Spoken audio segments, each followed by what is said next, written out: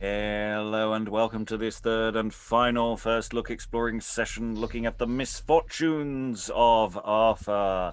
Poor Arthur, King of the Britons, reduced into tragical notes by Thomas Hughes, one of the Society of Gray's Inn, and set down here as it passed from under his hands and as it was presented, excepting certain words and lines where some of the actors either helped their memories by brief omission or fitted their acting by some alteration. We're going to get to some of those bits today. You get the impression that, there's some bitterness. Bitterness may be there. We're looking today at Act 4 and Act 5, as well as some additional material as we close this story where Arthur is indeed quite misfortunate. Reading today, Arthur, as well as one of the actors reading chorus number 4 is... Hi, I'm Greg, and I'm feeling old today. Reading chorus number 1 and Gorlois is... Hi, I'm Eric, and I feel old every day. Reading Nuncius chorus number 2 and Epilogue is... Liza Graham, not that old yet. Reading Conan and chorus number 3 is... Hi, I'm Rachael. I'm not exactly sure what this rumination on our ages is about. No one is. No one knows. No one knows at all. Gildas and Cador today will be read by... I'm Alex, and I'm only as old as the man I feel. And reading chorus number 4, backup chorus number 4, and the Dumbshows is...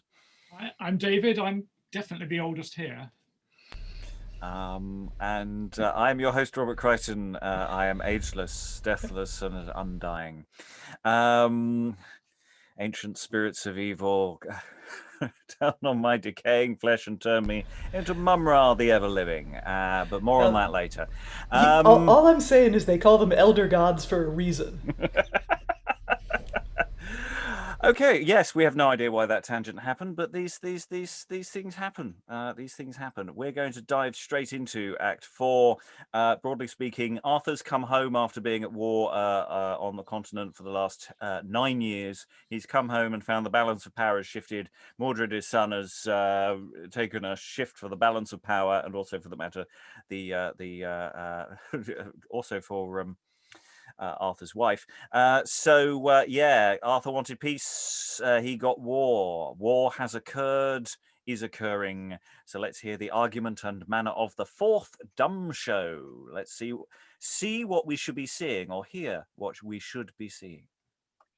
During the music appointed after the third act, there came in a lady courtly attired with a counterfeit child in her arms, who walked softly on the stage.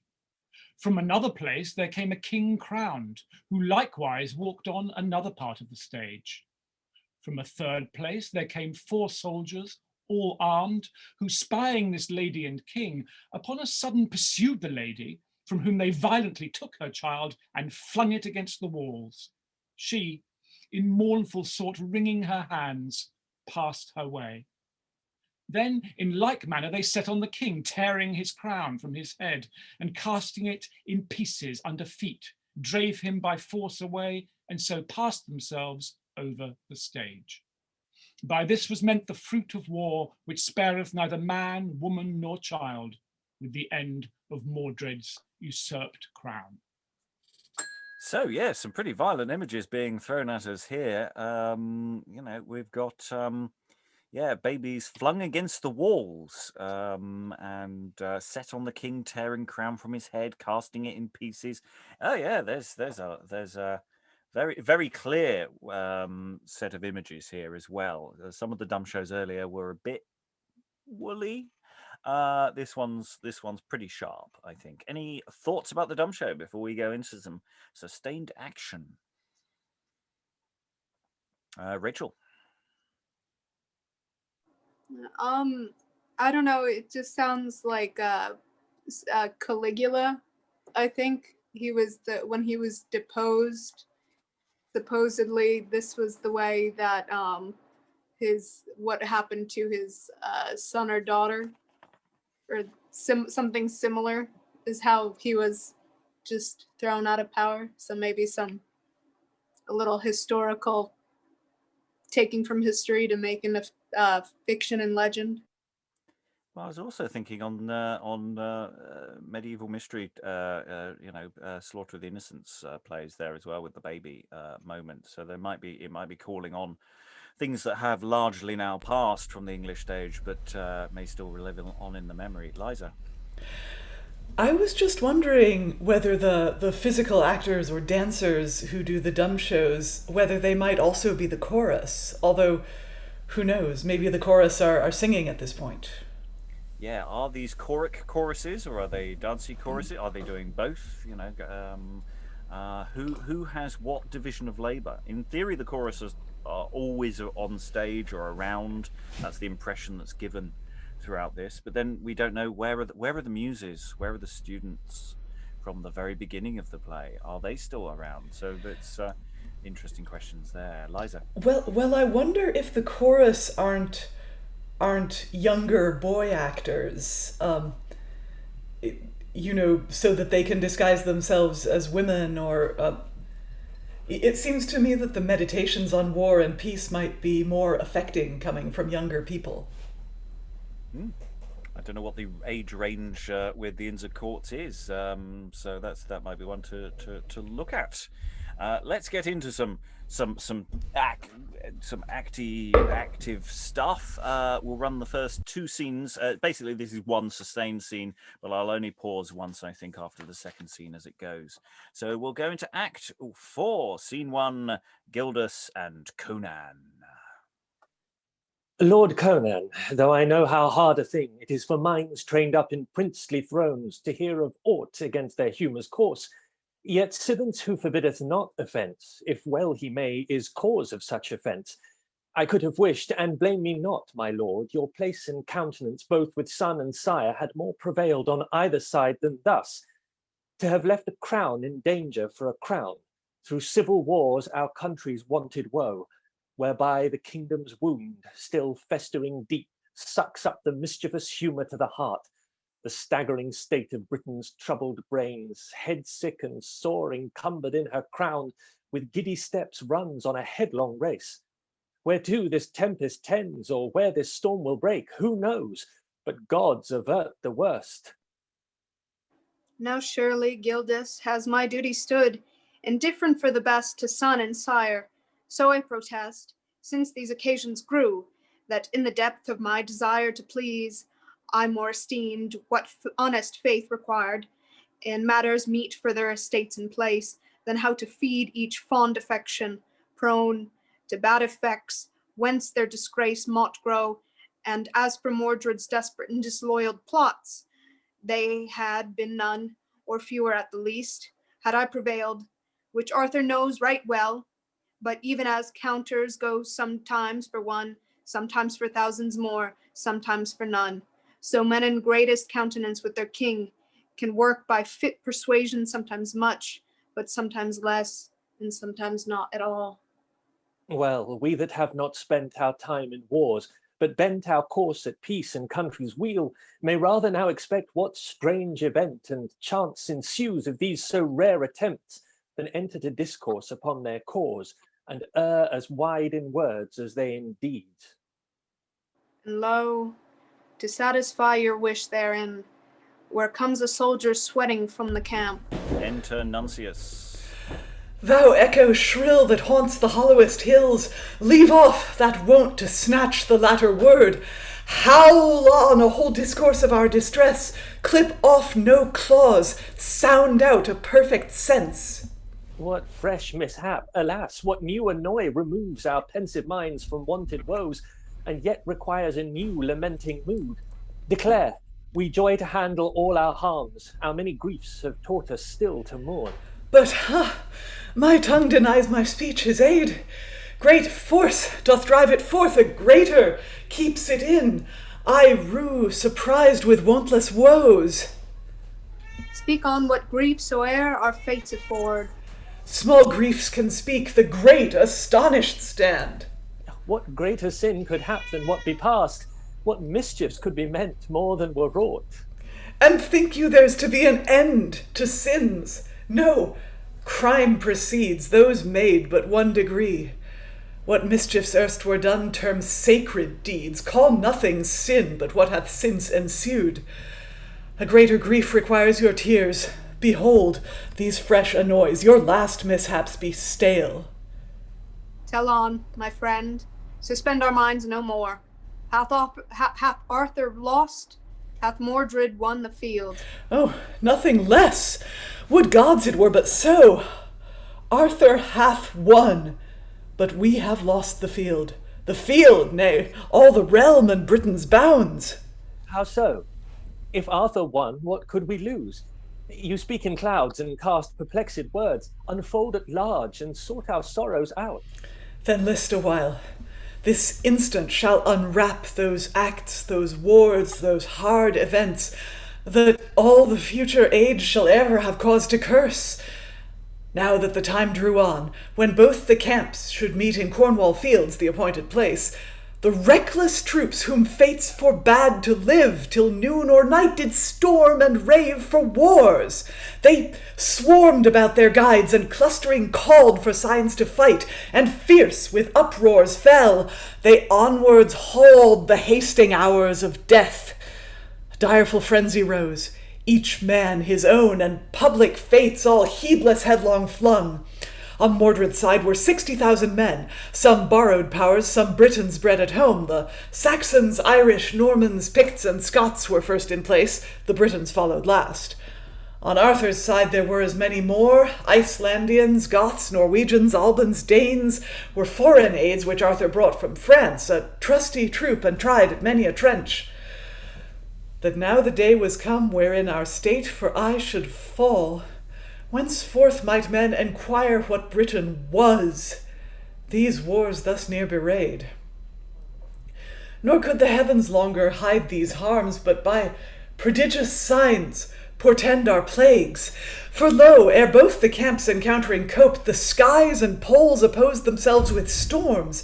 Both east and west with tempests dark were dimmed, and showers of hail and rain outrageous poured. The heavens were rent, each side the lightnings flashed, and clouds with hideous claps did thunder roar.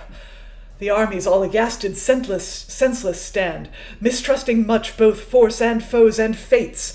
'Twas hard to say which of the two appalled the most, the monstrous air or too much fear. When Arthur spied his soldiers thus amazed, and hope extinct and deadly dread drawn on, "My mates," quoth he, "the gods do scour the skies, the fates contend to work some strange event, and fortune seeks by storms in heavens and earth what pageants she may play for my behoof, of whom she knows she then deserves not well, when lingering aught she comes not at the first." Thus said, rejoicing at his dauntless mind, they all revived, and former fear recoiled. By that the light of Titan's troubled beams had piercing scattered down the drooping fogs, and greeted both the camps with mutual view. Their choler swells, whilst fell disposed minds bounce in their breasts and stir uncertain storms. Then paleness wan and stern, with cheerless charge possessing bleak their lips and bloodless cheeks, with troublous trembling shows their death is near. When Mordred saw the danger thus approached, and boisterous throngs of warriors threatening blood, his instant ruin gave a nod at fates, and mind, though prone to Mars, yet daunted, paused. The heart which promised erst a sure success now throbs in doubts, nor can his own attempts afford him fear, nor Arthur's yield him hope. This passion lasts not long. He soon recalls his ancient guise, and wonted rage returns. He loathes delays, and scorched with scepter's lust, the time and place wherein he oft had wished to hazard all upon extremest chance, he offered, spies, and spied, pursues with speed. Then both the armies met with equal might. This stirred with wrath, that with desire to rule, and equal prowess was a spur to both. The Irish king whirled out a poisoned dart. that lightning pierced deep in Howell's brains, a peerless prince and near of Arthur's blood. Here at the air with uproar loud resounds, which efts on mountains rough rebounding rears. The trumpets hoarse their trembling tunes do tear, and thundering drums their dreadful larums ring. The standards broad are blown, and ensigns spread, and every nation bends his wonted wars. Some near their foes, some further off do wound with dart or sword or shaft or pike or spear. The weapons hide the heavens.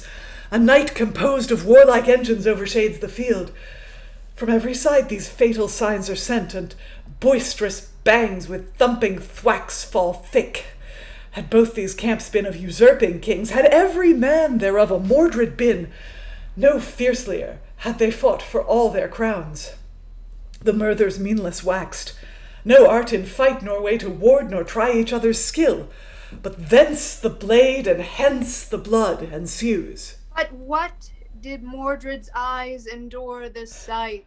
They did, and he himself the spur of fiends and gorgons all, lest any part of his scape free from guilt inflamed their minds to wrath, and with a valor more than virtue yields he cheered them all, and at their back with long outreached spear stirred up each lingering hand.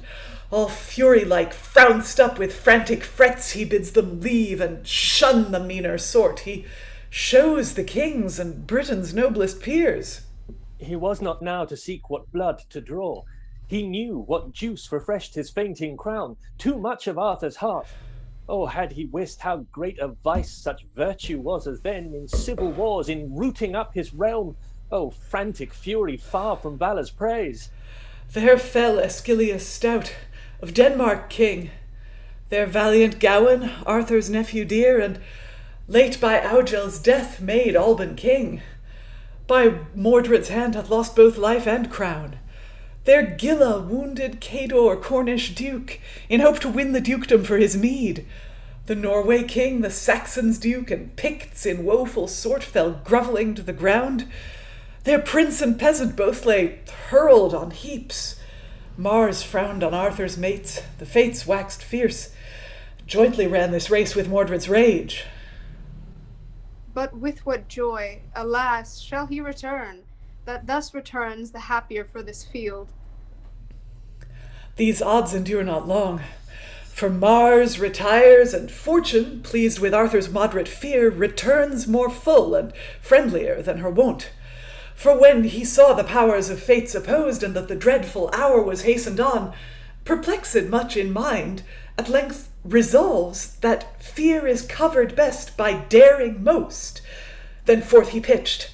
The Saxon duke withstood, whom with one stroke he headless sent to hell. Not far from thence he spied the Irish king, whose life he took as price of broken truce. Then Cador forward pressed, and happily met the traitor Gilla, worker of these wars, of whom by death he took his due revenge. The remnant, then, of both the camps concur. They, Britons all, or most few foreigns left. These wage the wars, and hence the deaths ensue, nor t'one nor t'other side that can destroy her foes so fast as 'tis itself destroyed. The brethren broach their blood, the sire, the sons. The son again would prove by too much wrath that he whom thus he slew was not his sire. No blood nor kin can swage their ireful moods. No foreign foe they seek nor care to find. The Briton's blood is sought on every side. A vain discourse it were to paint at large the several fates and foils of either side, to tell what groans and sighs the parting ghosts sent forth, who dying bare the fellest breasts, who changed cheer at any Briton's fall, who oftnest stroke, who best bestowed his blade, who ventured most, who stood, who fell, who failed. The effect declares it all. Thus far the field of both these hosts, so huge and main at first, there were not left on either side a score. For son and sire to win and lose the realm, the which when Mordred saw, and that his sire gainst foes and fates themselves would win the field, he sighed, and twixt despair and rage he cried, "Here, Arthur, here! And hence the conquest comes, whilst Mordred lives, the crown is yet unwon." Hereat the Prince of Prowess, much amazed, with thrilling tears and countenance cast on ground, did groaning fetch a deep and earnful sigh. Anon, they fierce encountering both concurred with grisly looks and faces like their fates, but disparate minds and inward moods unlike. The sire with mind to safeguard both or one, the son to spoil the one or hazard both. No fear nor fellness failed on either side, the wager lay on both their lives and bloods. At length, when Mordred spied his force to faint, and felt himself oppressed with Arthur's strength, hapless lad, a match unmeet for him. He loathes to live in that afflicted state, and valiant with a forced virtue longs to die the death, in which perplexed mind, with grinning teeth and crabbed looks, he cries, I cannot win, yet will I not be won. What, should we shun our fates, or play with Mars, or thus defraud the wars of both our bloods? Whereto do we reserve ourselves, or why be we not sought ere this among the dead? So many thousands murdered in our cause, must we survive, and neither win nor lose? The fates that will not smile on either side may frown on both. So saying, forth he flings, and desperate runs on point of Arthur's sword. A sword, alas, prepared for no such use. Whereon, engored, he glides, still near approached, with dying hand. He hews his father's head. So through his own annoy he annoys his liege, and gains by death access to daunt his sire. There Mordred fell. Like a prince he fell. As a branch of great Pendragon's graft, his life breathes out. His eyes forsake the sun, and fatal clouds infer a lasting clips. There Arthur, staggering, scant sustained himself. There Cador found a deep and deadly wound. There ceased the wars. There was Britain lost. There lay the chosen youths of Mars. There lay the peerless knights, Bellona's bravest train.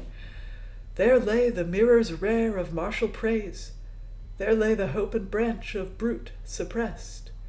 There Fortune laid the prime of Britain's pride. There laid her pomp all topsy-turvy turned.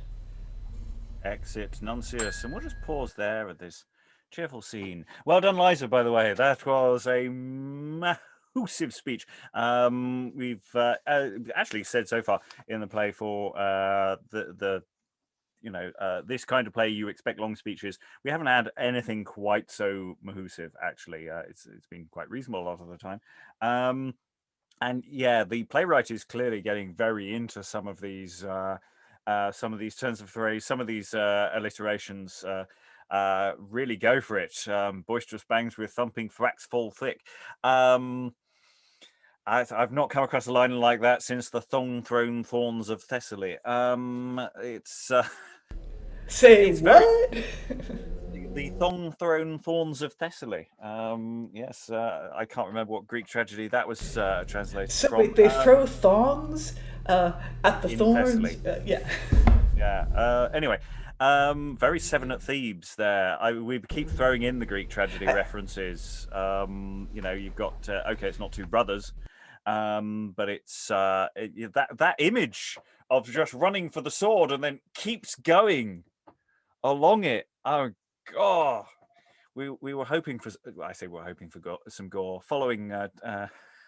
Tancred and Gismunda. Some people were hoping for some decent gore, and you don't have it visually, but you get it in the words. Thoughts from the room, Liza?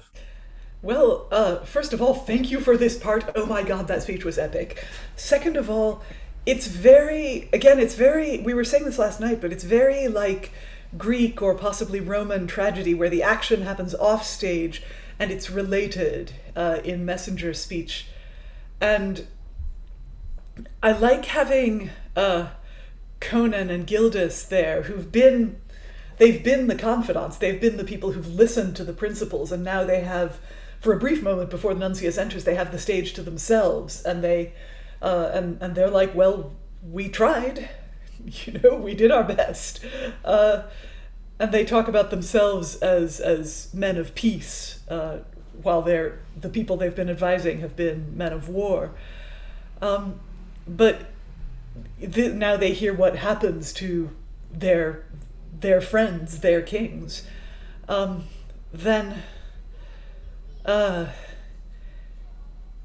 yeah, it's just. I wonder whether during the speech, maybe this happens later, I don't know. Maybe when the deaths are related at the end, perhaps beers are brought on, beers with an I, with maybe the bodies of Arthur and Mordred, although maybe we get that later. Maybe Arthur isn't even dead yet. We know he's been wounded in the head. We don't know. Maybe he gets a death scene. We don't know.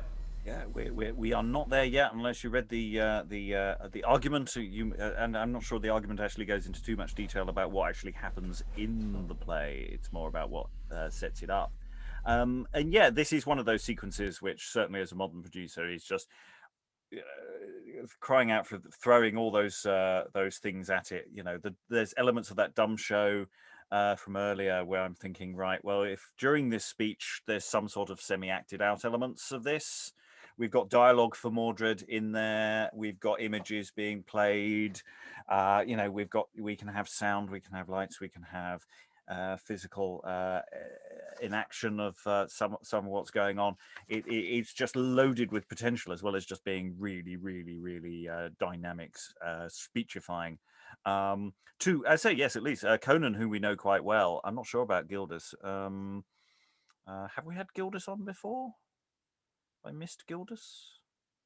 No, we've not had him on before. No, but we definitely had Conan, and yeah, that whole "they never listen." See you in the bar next week. Kind of element to that I quite like. Other thoughts in the room? Rachael.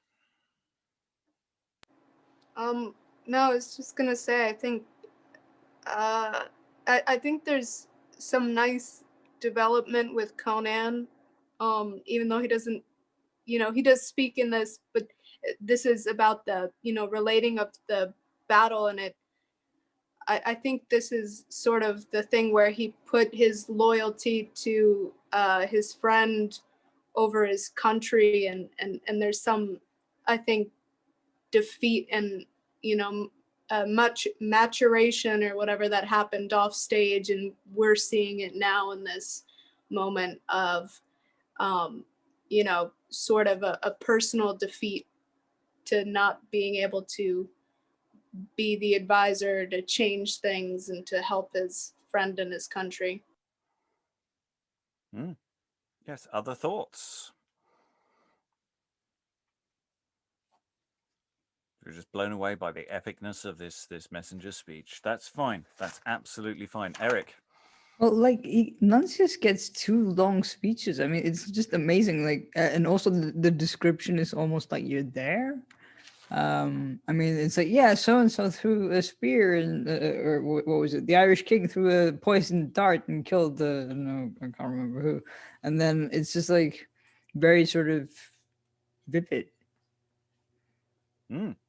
Yeah, I mean, you'd say it's 2 long speeches. It's one continuous speech with occasional interjections. That momentum just keeps going. And actually, it was really nice the other 2 readers keeping the momentum going and handing that baton back to the messenger so that it didn't lose momentum there. Alex. Yeah, I really love the epicness of it. I just wonder what you do with it in a modern day production, because we're just, as modern audiences, not attuned to sitting and listening. We need visual, and I'm speaking very generally. And sort of when I hear it, it's sort of, I mean, I don't really watch it, but it reminds me of sort of like Outlander kind of battle scenes where you kind of sweep and then zoom in. And I was sort of thinking, I could see it sitting really well as like a voiceover over that, but it's quite hard, even when it's delivered beautifully, to engage with every bit of it. It reminded me a bit of the Battle of Malden, which, although this is actually better written than the Battle of Malden, which I remember studying when I did Old English, and it just sort of, it goes on and on listing people who have killed other people and the things they've done. But that image of him running onto the sword is fantastic. That's brilliant. I just wonder if I were producing it, whether I'd be tempted to cut it down. Not because it's not epic and brilliant, but I just wonder how much it would hold a modern day audience without a visual stimulus. I think both are entirely valid options. I think with all of this, we've been. I was saying yesterday there were certain scenes where you were all in this competing series of aphorisms. There were some great one-liners, but there were just so many great one-liners coming at you. And with this, yeah, I think there are some trims, but I definitely would throw visuals at it. I think again the Dumbshows invite that. If you have fight scenes, battle scenes being semi-enacted, we've met a lot of these people who die, so that we can give them a death scene while their death scene is being described. And if the choreography is not dissimilar to elements of what may have happened in the Dumb Show earlier, because we have people being torn at and things, some of those signature moves could be repeated, and you can do something really, really interesting with that. I think all the options are there on the table. And say Thomas Hughes is dead, and the actors at the time changed their lines. So frankly, it seems par for the course that the script is going to get mucked around with. As a director, I'd fully expect my cast to cut some bits. Thomas Hughes is clearly not very happy that some people decided that to save themselves learning lines, they did some cuts. So I think we have a precedent here. That still happens a lot today, Robert, I think. Oh, yeah. Eric.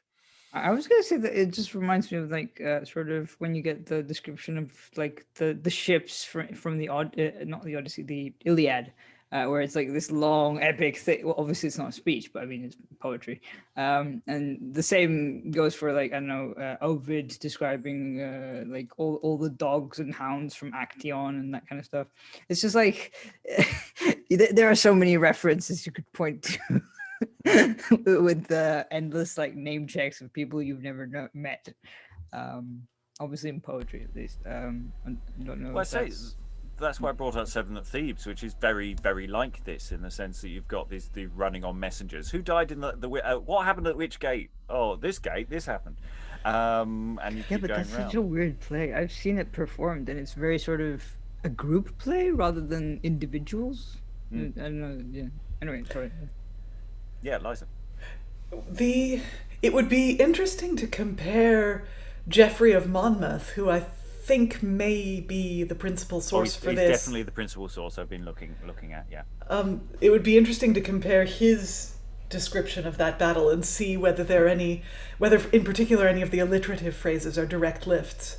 It was difficult to tell. I've got a translation, but I think it may. I may get a chance to look at it. See what we get. I don't know if there's anywhere near as much detail in Geoffrey. I don't think he goes into anything like this. Yeah, but the lists of names of dead are very much a feature of that period, and I wouldn't be surprised if some of those were also his, although, again, haven't looked at it recently, I don't know chapter and verse. I will have a little look anon and see if there's anything useful that we can lift there. We still any additional thoughts before we complete the act? There isn't a lot more to go from this act. Act 4, Scene 3. The messenger has just delivered the message, and Gildas and Conan are still on. Take a moment. Take in what you've heard. Come, cruel griefs, spare not to stretch our strength, whilst baleful breasts invite our thumping fists. Let every sign that mournful passions work express what piteous plights our minds amaze. This day supplants what no day can supply. These hands have wrought those wastes that never age, nor all the brood of brutes shall e'er repair. That future men may joy the surer rest, these wars prevent their birth and nip their spring. What nations erst the former age subdued, with hourly toils to Britain's yoke, this day hath set at large, and backwards turned the fates. Henceforth the kerns may safely tread their bogs, the Scots may now their inroads old renew. The Saxons well may vow their former claims, and Danes without their danger drive us out. These wars found not the effect of wonted wars, nor doth their weight the like impression work. There several fates annoyed, but several men. Here all the realm and people find one fate. What there did reach but to a soldier's death contains the death of all a nation here. These blades have given this isle a greater wound than time can heal, the fruit of civil wars. A kingdom's hand hath gored a kingdom's heart. When fame shall blaze these acts in later years, in time to come, so many ages hence, shall F's report our toils and Britain's British pains, or when perhaps our children's children read our woeful war displayed with skillful pen, they'll think they hear some sounds of future facts, and not the ruins of old pomp long lost, long past.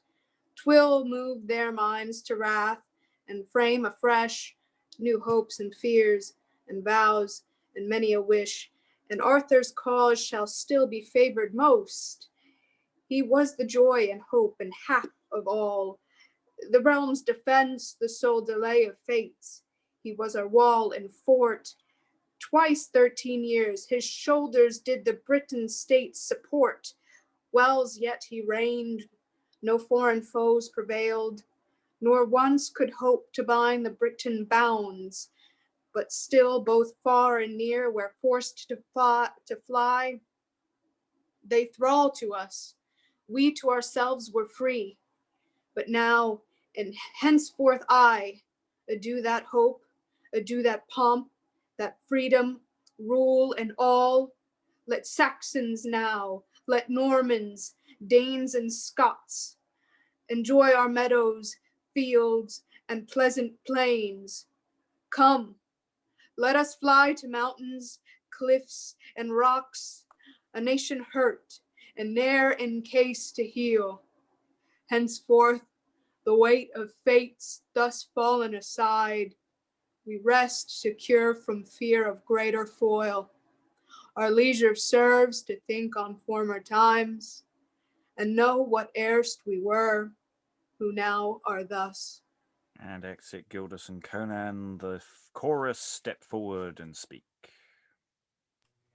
O Britain's prosperous state, where heavenly powers but half so willing to preserve thy peace, as they are prone to plague thee for thy wars. But thus, O gods, yea, thus it likes you still when you decree to turn and touse the world, to make our errors cause of your decrees. We fretting fume and burning wax right wood, we cry for swords and harmful carnage crave. We rashly rave, while from our present rage you frame a cause of long foredeemed doom. When Britain so desired her own decay that even her native brood would root her up, seemed it so huge a work, O heavens, for you to tumble down and quite subvert her state, unless so many nations came in aid? What thirst of spoil, O fates, in civil wars, were you afraid to faint for want of blood? But yet, O wretched state in Britain's fond, what needed they to stoop to Mordred's yoke, or fear the man themselves so fearful made? Had they but linked like friends in Arthur's bands, and joined their force against the foreign foes, those wars and civil sins had soon surceased, and Mordred, reft of rule, had feared his sire. Would gods these wars had drawn no other blood than such as sprang from breasts of foreign foes, so that the fountain, fed with changeless course, had found no nearer vents for dearer juice, or if the fates so thirst for British blood, and long so deeply for our last decay, oh, that the rest were spared and safe preserved, both Saxons, Danes, and Normans most of all. Hereof, when civil wars have worn us out, must Britain stand a borrowed blood for brute. When prosperous haps and long-continuing bliss have passed the ripeness of their budding growth, they fall and falter like the mellow fruits are charged with burden of their own excess.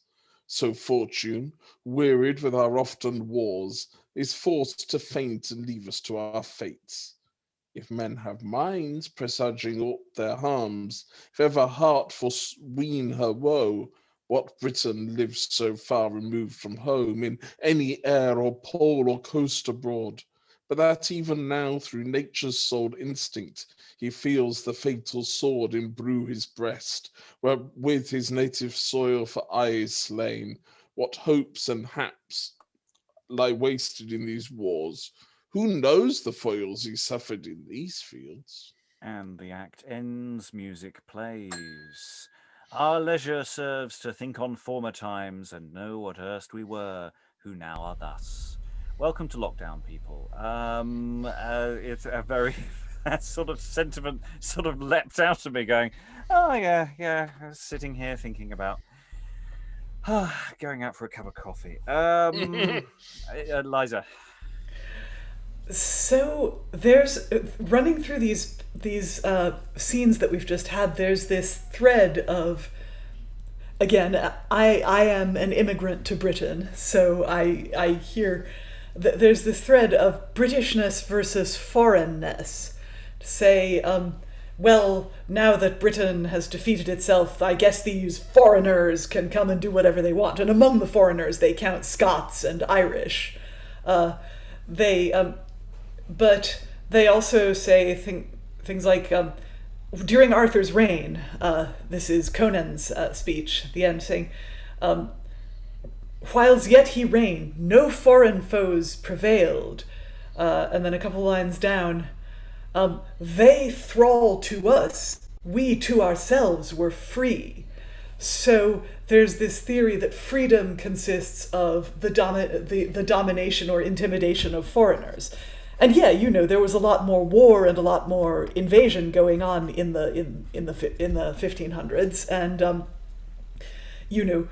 someone might actually, in practical terms, come over in ships and invade. That was possibly a lot more likely, but there's also the seeds of that kind of 19th century imperialism being sown here, and even earlier, the 17th century colonization is being sown here, and there was one line in the chorus saying,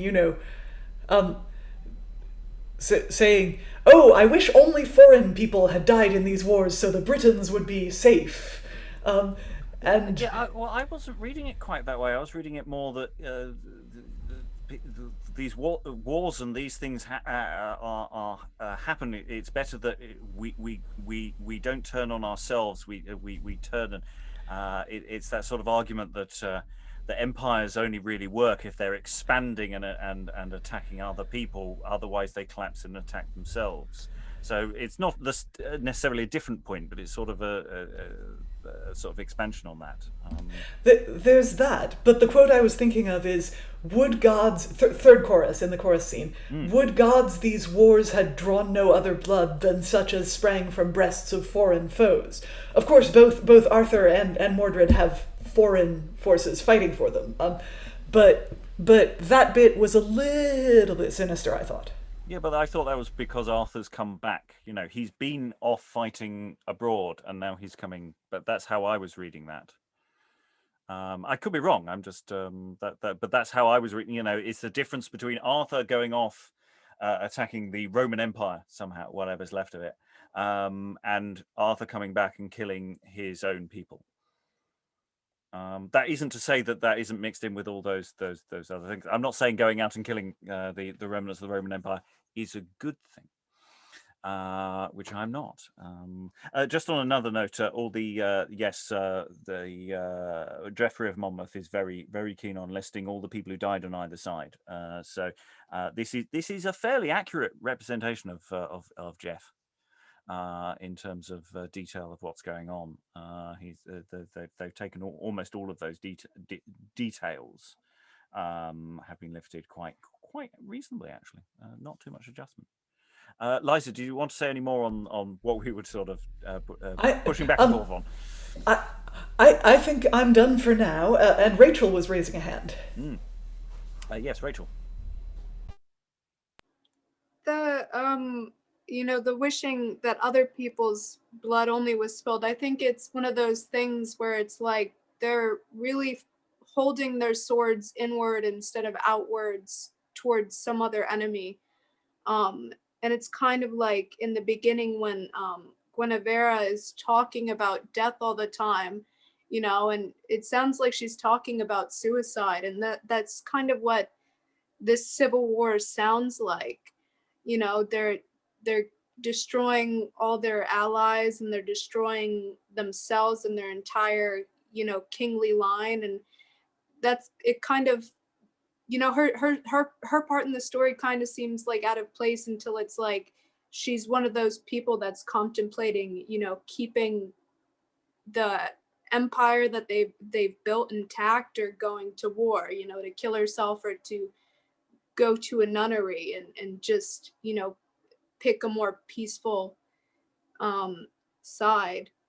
And then I also think Conan's speech kind of parallels Mordred's from yesterday, where he's like, you know, I have doubts now, you know, but the more I doubt, the more I dare. And going back to Liza's point on Liza's point is, you know, if we go by a historical context of what's going on at the moment, this play is being produced in 1588. You know, being afraid of a foreign invasion is a very real element of what's going on at that time, because we have the Spanish Armada imminent, or I don't actually the precise dates, but you know, the idea that it's on its way is certainly well known in advance. It's not a surprise. So that there's that. So I think in that sense, an a xenophobic outlook is entirely, absolutely within those things. And I apologize if I seemed like I was negating that point rather than adding to it. No, debate is what we're here for. Any additional thoughts on the cheerful state of affairs in Arthur's Britain? Eric?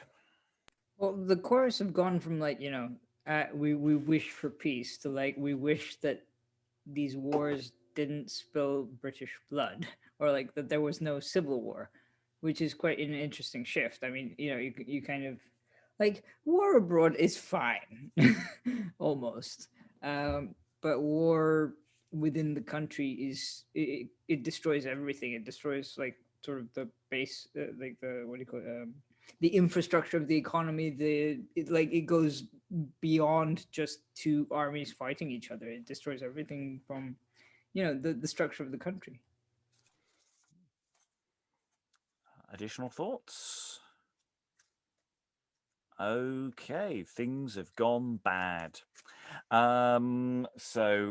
Yes, and just the argument for the fourth act is it has in the scene breakdown. In the first scene, Gildas and Conan confirm the state of Britain. In the second scene, Nuncius maketh report of the whole battle with the death of Mordred and Arthur and Cador's deadly wound. Scene 3. In the third scene, Gildas and Conan lament the unfortunate state of the country. So yes, we've done all of that. Chorus has added their thoughts. And now we come to Act 5. Music has been playing, and this is quite an epic dumb show here, at least in the description thereof. So take your time, David. There's a lot of detail. Sounding the music, 4 gentlemen all in black, half armed, half unarmed, with black scarves overthwart their shoulders, should come upon the stage. The first bearing aloft in one hand, on the truncheon of a spear, and helmet, an arming sword, a gauntlet, etc., representing the trophaea. In the other hand, a target depicted with a man's heart sore wounded and the blood gushing out, crowned with a crown imperial and a laurel garland, thus written in the top, en totem quod super est, signifying the King of Norway, which spent himself and all his power for Arthur, and for whom there was left nothing but his heart to enjoy the conquest that ensued. The second bearing, in the one hand, a silver vessel full of gold, pearls, and other jewels, representing the spoiler. In the other hand, a target with an elephant and dragon thereon fiercely combating.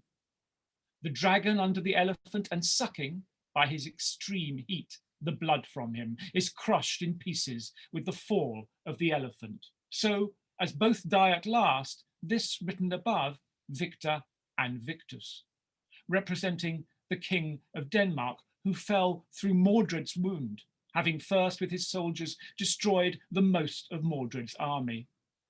The third bearing in the one hand a pyramis with a laurel wreath about it representing victory. In the other hand, a target with this device, a man sleeping, a snake drawing near to sting him, a lizard preventing the snake by fight. The lizard, being deadly wounded, awaketh the man who, seeing the lizard dying, pursues the snake and kills it. This written above, Tibi Morimor, signifying Gawain, King of Albany, slain in Arthur's defence by Mordred, whom Arthur afterwards slew. The fourth, bearing in the one hand a broken pillar, at the top thereof the crown and sceptre of the vanquished king, both broken asunder, representing the conquest over usurpation. In the other hand, a target with two cocks painted thereon, the one lying dead, the other with his wings broken, his eyes pecked out, and the blood everywhere gushing forth to the ground. He standing upon the dead cock and crowing over him with this emblem on the top, qua vici perdidi, signifying Cador deadly wounded by Gilla, whom he slew. After these followed a king languishing in complete harness, black, bruised, and battered unto him, besprinkled with blood. On his head a laurel garland, leaning on the shoulders of two heralds in mourning gowns and hoods, the one in Mars, his coat of arms, the other in Arthur's, presenting Arthur victorious, but yet deadly wounded. There followed a page with a target, whereon was portraited a pelican pecking her blood out of her breast to feed her young ones, through which wound she dieth. This written in the top, qua fovi peri, signifying Arthur's too much indulgence of Mordred, the cause of his death. All this represented the dismayed and unfortunate victory of Arthur, which is the matter of the act ensuing. Okay, there's a lot of stuff there. I hope you're taking notes because I'm going to be testing you all later. Yeah. Yeah, I'm glad we have an art historian to read us this part. Yeah, so lots of people bearing things which have some sort of symbolic value, of which, again, I do question whether anyone actually would have got precisely what. I mean, some of those things maybe, but there's a weird art student arty vibe to this, and you know, if it was today, it would be someone standing in a spotlight with a microphone, saying random words, and saying that explained everything, probably naked, and whereas here we just have people holding objects and with stuff. Am I being too cynical there? It would. I mean, it might work well as an animation, but otherwise, you'll probably hate me for saying this, but I would cut the Dumbshows. I would inject the action that's in the Dumbshows into the play itself. There's enough going on, and the language is so good. Get rid of the Dumbshows. They are. We've had better Dumbshows. It has to be said. Some of them I've quite liked, but yeah, they are a bit tricky. Do we have defense for the Dumbshows, Liza? We do, because this is a very, very, very wordy play. There's, again, the action doesn't happen on stage, it happens off stage. So in order to have sort of a break from processing words, the Dumbshows are indicated that they take place over music. And to have music and action, it sort of lets your brain reset itself for the next onslaught of pentameter about terrible things happening and no jokes. I have to say I'm sort of somewhere in between. I'm not that fussed about the Dumbshows as they appear. I like the idea of Dumbshows. I like the idea of a visual component. I would probably mix and match a lot more though. I don't think what is argued as the Dumbshow for this fifth act, It's like in Gorbodoc. There's some really, the opening image in Gorbodoc is of the sticks bundled together. You can't break them. Individual sticks can be broken. That's a really simple image. It's quite effective. It works quite well. And then there's later ones where you're just going, when the Furies turn up, yay. People holding things. In I think, was it the first act or the second act, Dumbshow? Had someone comes on holding Pegasus. And something else, and I don't we like it, it's fun, but I don't know if it conveys what the author wants it to.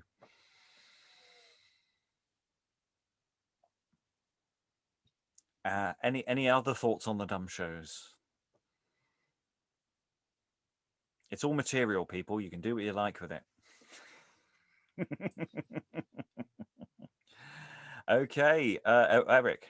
Well, I guess you could use, like, if you were staging this live, you could use sort of projection rather than actual, like, live actors or something, which would be interesting.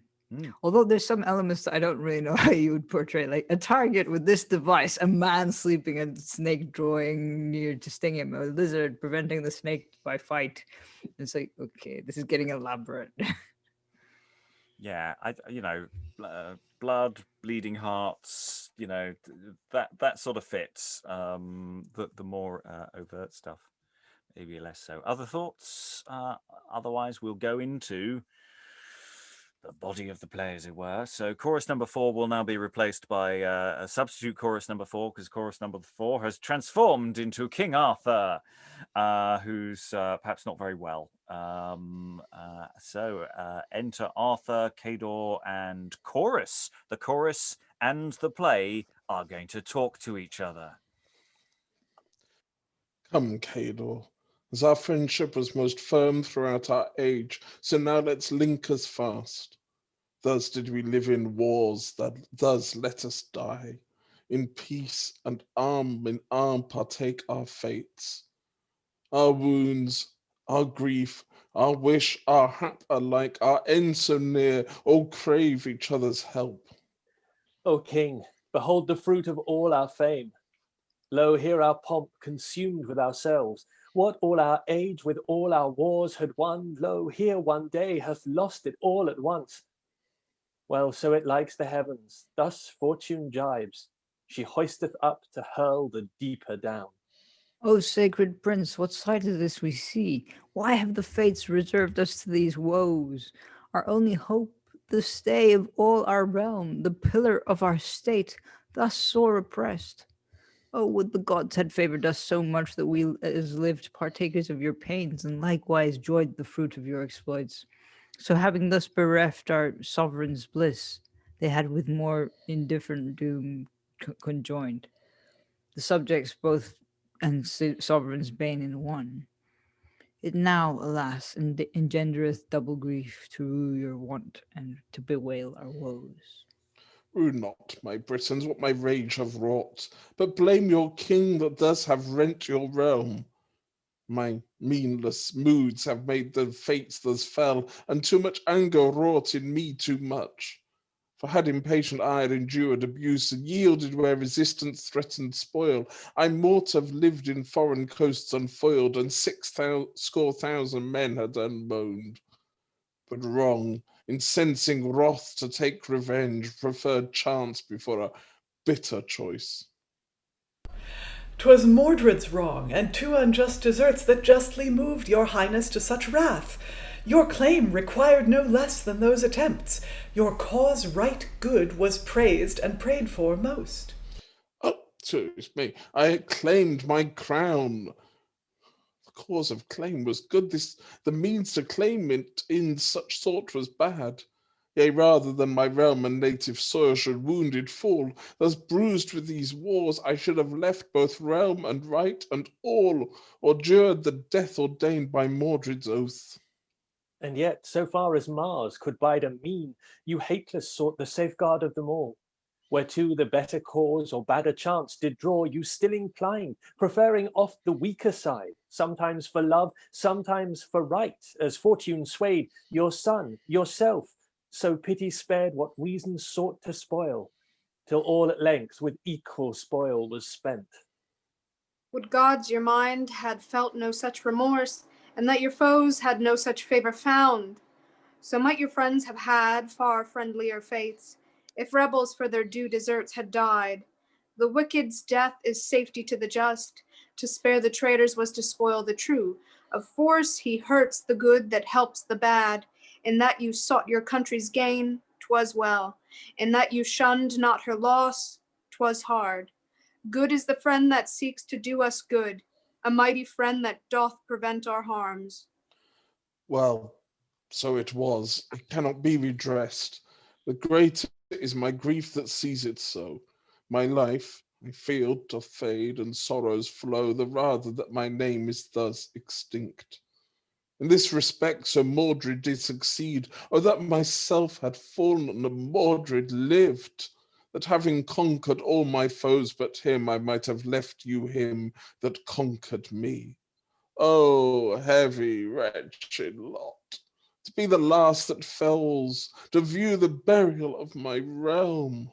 Where each man else have felt his several fate, I only pine, oppressed with all their fates.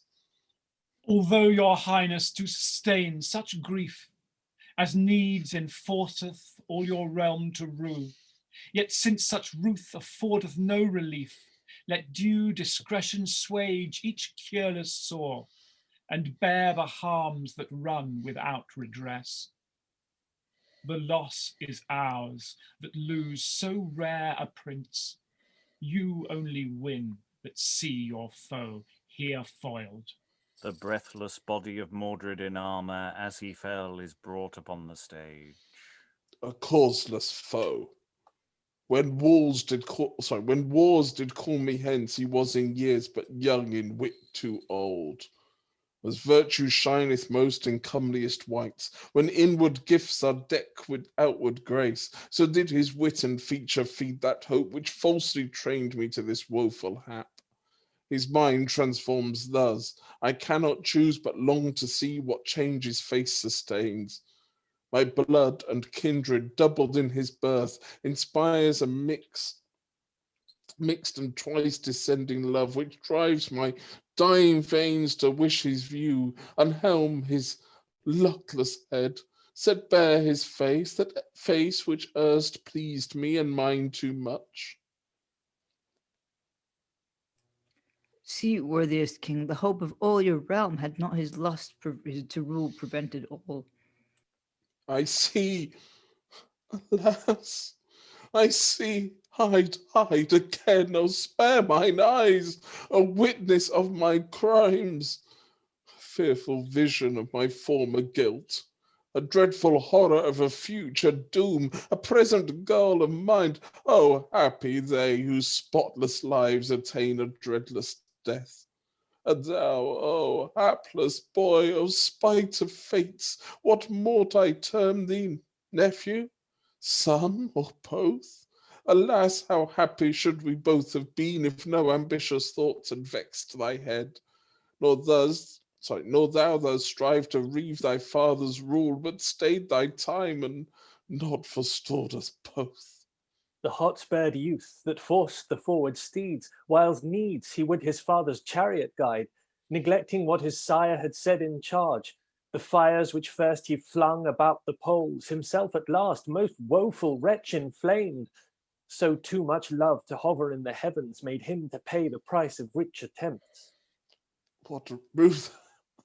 Rent the woeful father's heart that saw himself thus made a sonless sire.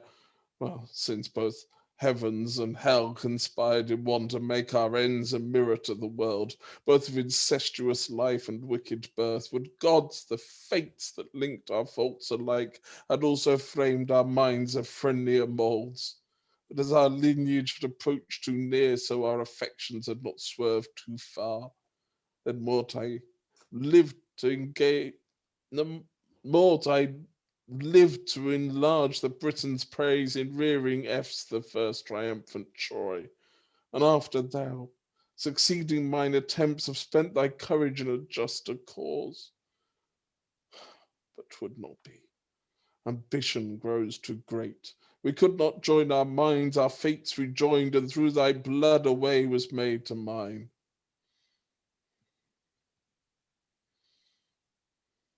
And must we needs, O worthiest peers, forego by this untimely fate our greatest hope, that in your ripest years and likeliest time your chiefest force should on this sudden fall?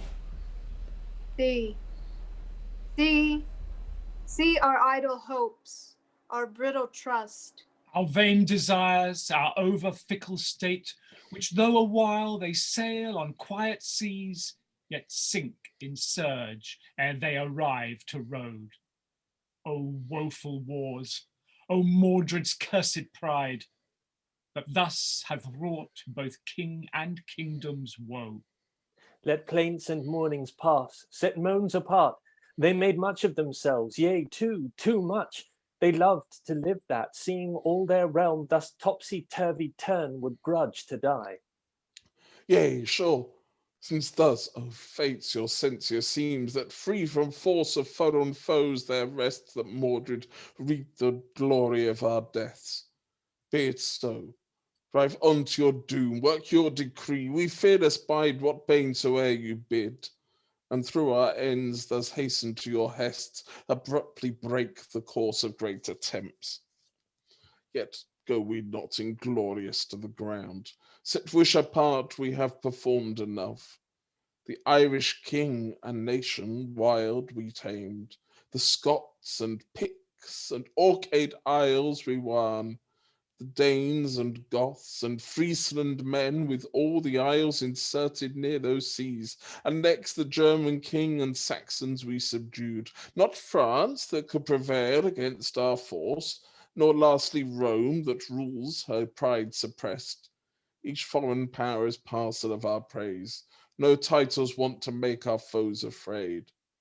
This only now I crave. O fortune, erst my faithful friend, let it be soon forgot, nor long in mind nor mouth where Arthur fell. Yea, though I conqueror die and full of fame, yet let my death and parture rest obscure. No grave I need, O fates, nor burial rites, nor stately hearse, nor tomb with haughty top, but let my carcass lurk. Yea, let my death be unknown, so that in every coast I still be feared and looked for every hour. And exit Arthur and Cador, the chorus conclude. So here at the end, that fortune sends at last to him whom first she heaved the highest hap. The flattering look wherewith he long was led, the smiling fates that oft had fed his fame, the many wars and conquests which he gained, are dashed at once. One day infers that foil, whereof so many years of yore were free. O willing world to magnify man's state, O most unwilling to maintain the same! Of all misfortunes and unhappy fates, the unhappiest seems to have been happy once. 'Twas Arthur's soul that never found his joys disturbed with woe, nor woes relieved with joy. In prosperous state all heavenly powers aspired, now made a wretch not one that spares his spoil. Yea, fortune's self in this afflicted case exacts a pain for long continued pomp. She urgeth now the bliss of wonted weal, and bears him down with weight of former fame. His praises past be present shame. O fickle trust, where fortune chops and changeth every chance, what certain bliss can we enjoy alive, unless, whiles yet our bliss endures, we die? Yea, since before his last and utmost gasp, none can be deemed a happy man or blessed, who dares commit himself to prosperous fates, whose death prepared attends not hard at hand. But seventh death must once determine all, his life may sooner fly than fortune flit. And though it's not quite the end of the play, there is a point to just pause briefly. So, Arthur,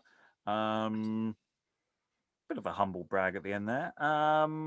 Yeah, I conquered everything. Yeah, oh, if only. Ooh.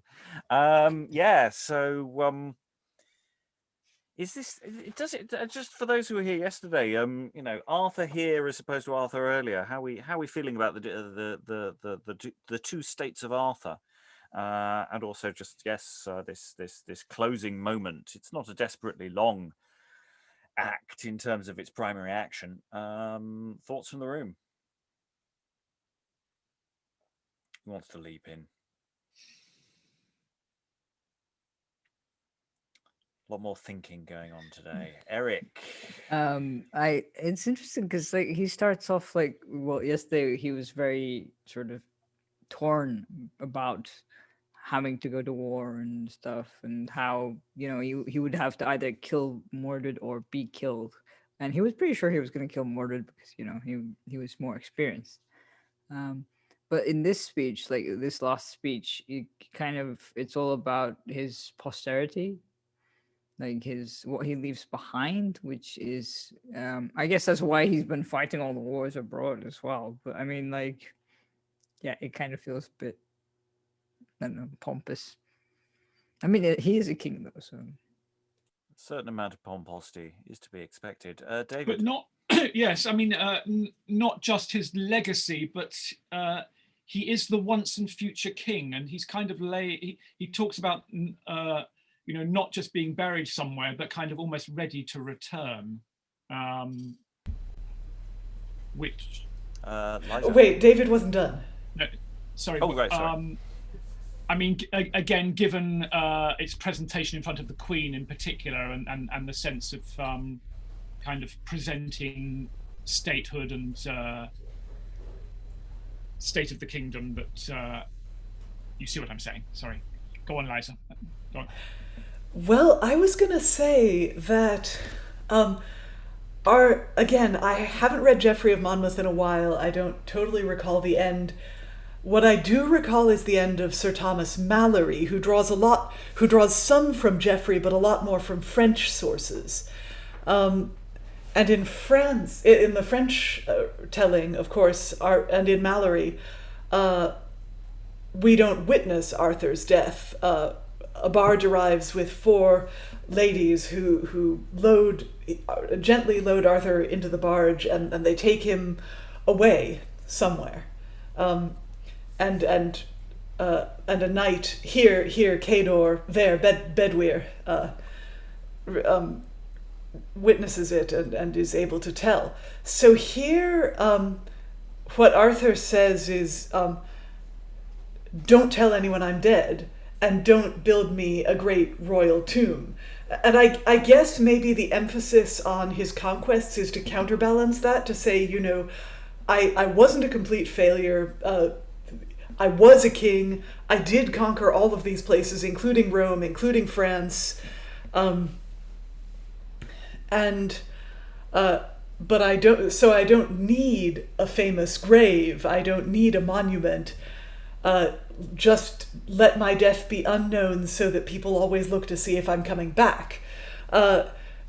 So it isn't I think the phrase rex quondam rexque futurus, king in the past and the future, it's certainly in Malory, but I don't know if it's in Geoffrey, and I don't think it is here. I don't know. I mean, I guess you could have Cador take him off the stage still alive, so that then you would get that ambiguity as to whether Arthur actually dies or not.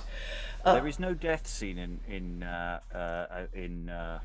Geoffrey of Monmouth, but he is mortally wounded, and he's carried off to have his wounds attended to. The crown's handed over to the son of Cador, and that's it, basically. So we don't get a definite death moment.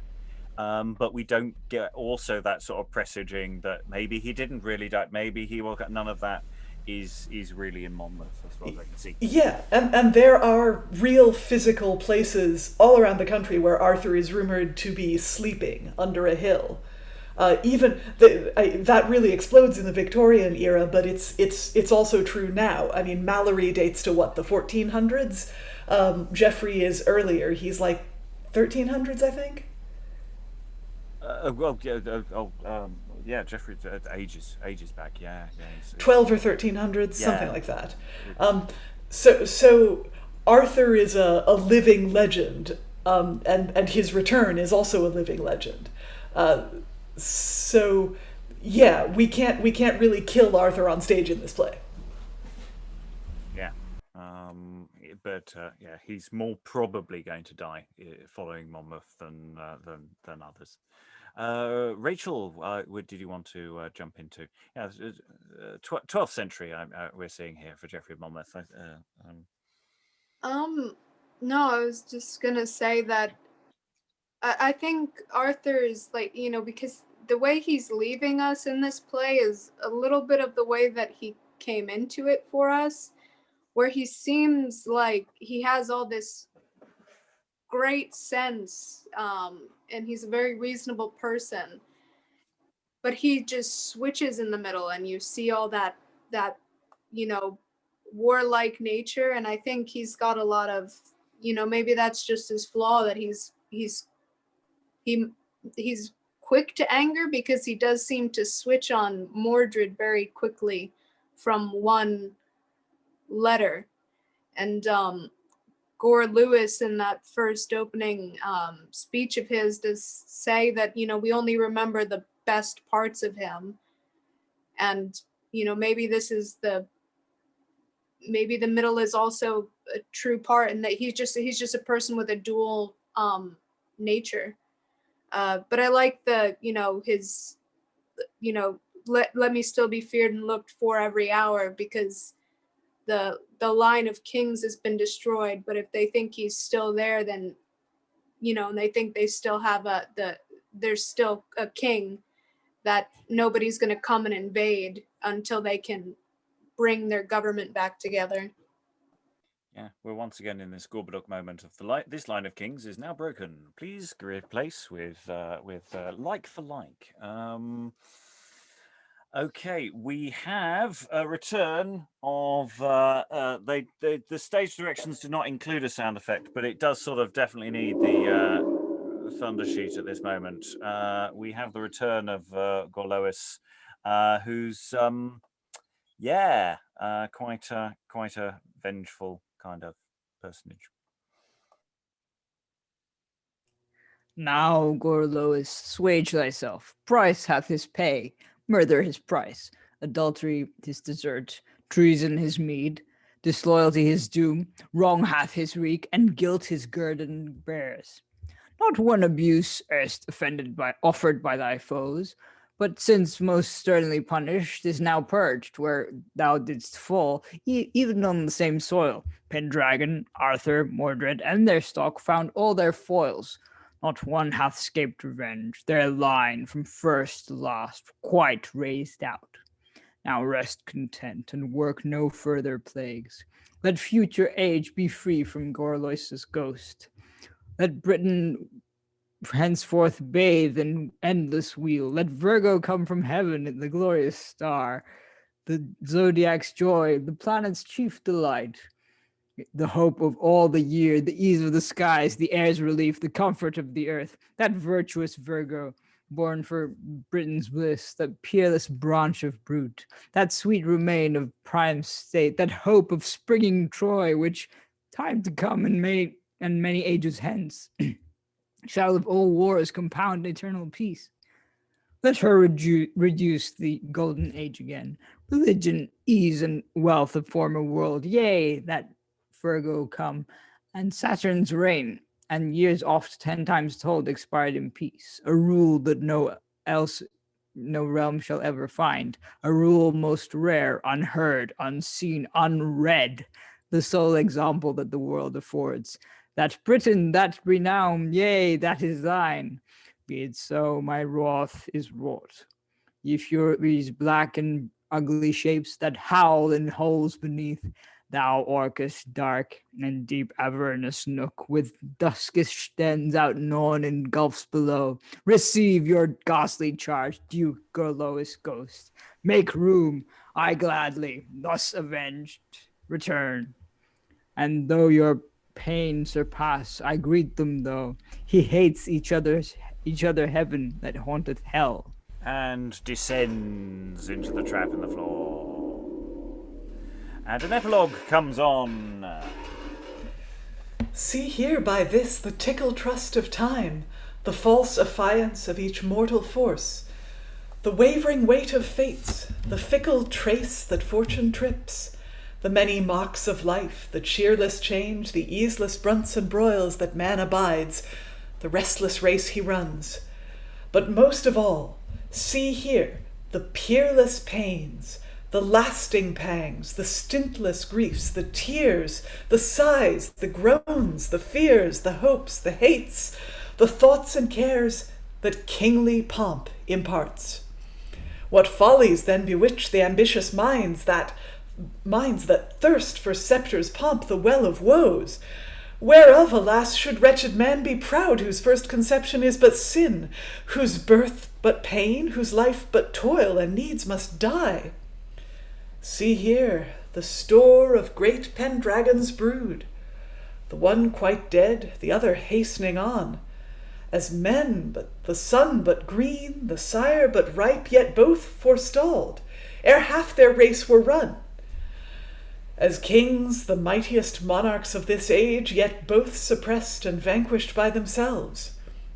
Such is the brittle breath of mortal man, whilst human nature works her daily racks. Such be the crazed crests of glorious crowns, whilst worldly powers like sudden puffs do pass. And yet, for one that goes, another comes. Some born, some dead, so still the store endures, so that both fates and common care provide that men must needs be born, and some must rule. Wherefore, ye peers and lordlings, lift aloft, and whosoe'er enthrones the judge of thralls, let not your sovereignty heave you too high, nor their subjection press them down too low. It is not pride that can augment your power, nor lowly looks that long can keep them safe. The fates have found a way whereby ere long the proud must leave their hope, the meek their fear. Whoe'er received such favor from above that could assure one day unto himself? Him whom the morning found both stout and strong, the evening left all grovelling on the ground. This breath and heat, wherewith man's life is fed, is but a flash or flame that shines a while and once extinct is as it ne'er had been. Corruption hourly frets the body's frame. Youth tends to age, and age to death by kind. Short is the race, prefixed is the end, swift is the time wherein man's life doth run.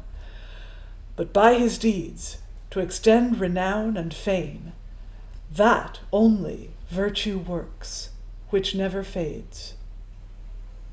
And thus the play ends. That doesn't mean that's the end of the material we have to look at, but that is the end of the overall production, or at least the overall text that should have been in the production. Any thoughts on Gorlois, as well as the epilogue there? So, vengeful Gorlois, talking a lot about Virgo. I don't know what that could be about. I don't know what that could be referencing. Anyone want to expound on that or other thoughts? Eric? I was gonna say at some point I was like, where are the verbs in this sentence? It just kept going. Like that's the hope of all the year, the ease of skies, the air's relief, the comfort of the earth. There's no it just sort of kept going. And just when I thought it was going to end, it kept going. That's that virtuous Virgo, born for Britain's bliss, that peerless branch of brood, blah, blah, blah. And it's like, okay, just we get the point. No more groveling. Grovel, grovel, grovel, grovel, grovel, grovel, grovel. And then go to which is hell, a shame, really, because it wasn't actually used. So Hughes spends all this time writing this closing speech to grovel away at the Queen. They don't use it. We will read the one that was used in just a moment. Rachael.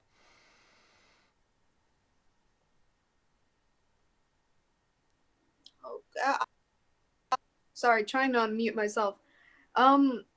I don't know, Virgo, she's the constellation of the Virgin, so maybe this is some, rambling talk about, a realm shall, a rule that no realm shall ever find, a rule most rare, unheard, unseen, unread.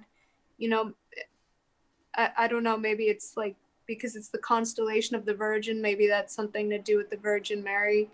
Saturn is like Virgo also in astrology is supposed to have something to do with Mercury, and Saturn has something to do with Kronos and Capricorn, and maybe somebody watching or could figure out what all this part means or make some connections between those things. But it's good to see Gorlois again. I like his just coming from hell and then returning to hell and being our being like, good, I got my revenge.